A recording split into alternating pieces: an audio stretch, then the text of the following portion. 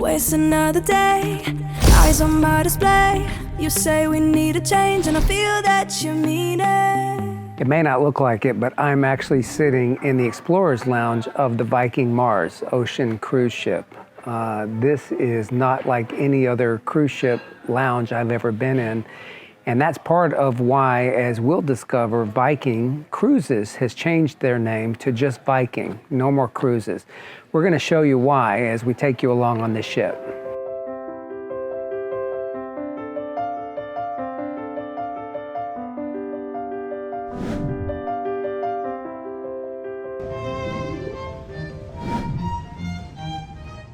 What do you think when you hear going on a cruise or cruising? Let us know in the comments.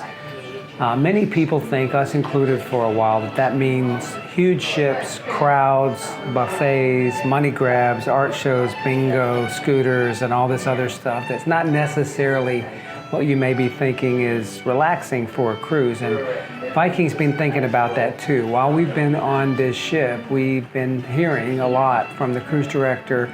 Their vision is that they're not just a cruise company, they're a travel company, an adventure company, and they're talking about going way beyond cruising, as some people think about it, into many other things like expeditions and going into submarines currently, which they do, as well as even thinking about going into space one day. So they're really trying to differentiate themselves within the cruising industry and clearly against what people think about when you hear cruising. So let's explore that and see if they're right.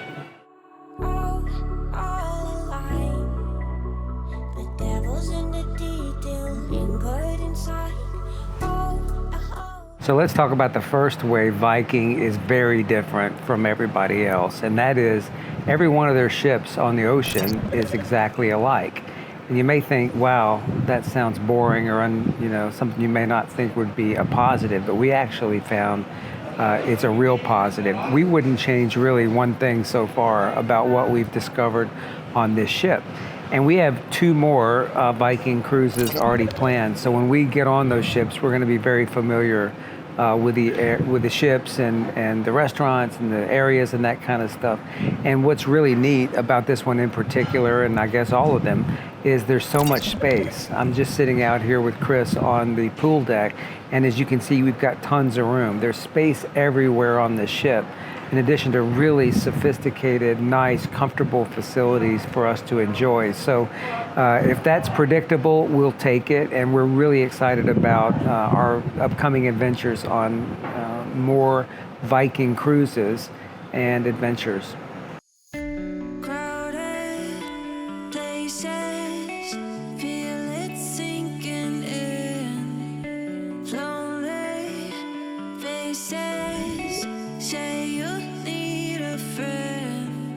One of the things that makes Viking different is they really focus on destinations. So for them, it's not just about cruising and being on the boat and all the things that are affiliated with the boat, but the destination, where you're going, what you're going to do, what you're going to see, the history.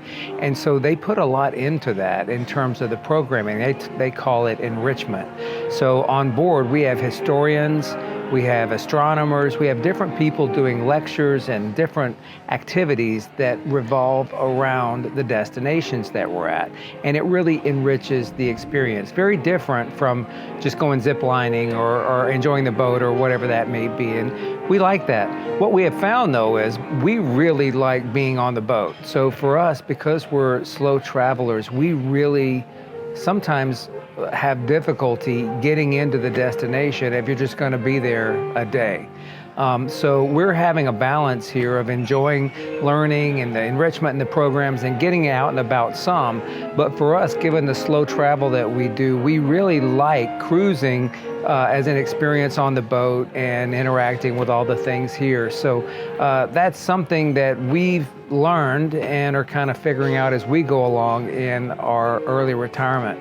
Now, one of the other things you'll want to make sure, Viking does include an excursion for every port that they stop at. But one of the things that we have found out is sometimes the free excursion or the included excursion may not be the thing that you want to do, and therefore you'll want to plan your budget and your time to pay for an excursion. For example, here in Australia, we wanted to go to the Great Barrier Reef. That was not one of the included excursions. So if you wanted to do the Great Barrier Reef in this example, you would not take the included excursion, or you would do that, and then in addition to that, you would take a paid excursion where you want to go. We're having a great time. It's really a different experience, and Viking really is helping us think differently about cruising. Take what you want from me. I'll give you everything. All that and more you'll see. One of the things that Viking talks a lot about, and we really get, it resonates with us, is this: we don't nickel and dime you. If you're used to going anywhere, a cruise, Disney World, the ballpark, anywhere, you're used to having really kind of expensive prices for everything you do, from drinks to internet to activities to any number of things. And on Viking, they really have included most everything. And we like that. So you pay a premium up front, and you have to kind of swallow that.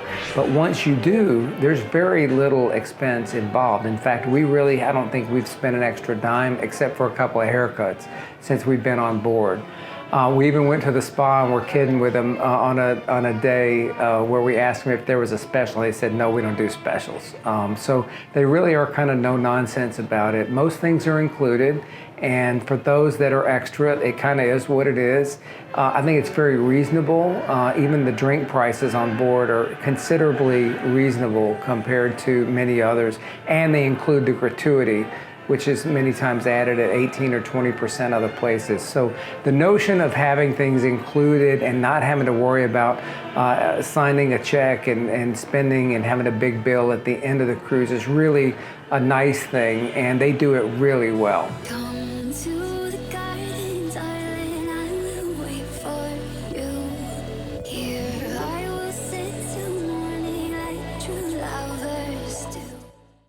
Viking really defines themselves as much about what they don't do as much as what they do.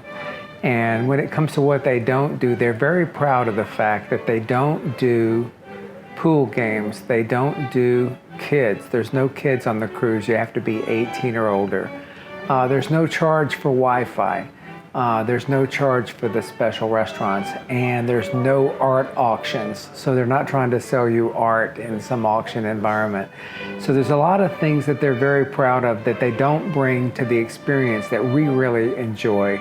So when you come on board, you really have this kind of elegant, kind of smart, and interesting experience that's not kind of shrouded in all of these other programs and things that kind of get in the way.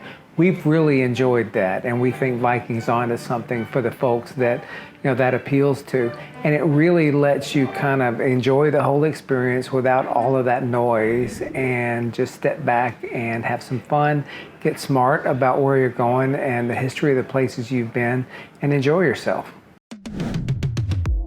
Look out for our video where we spend an entire month on a Viking cruise ship and show you what it's like.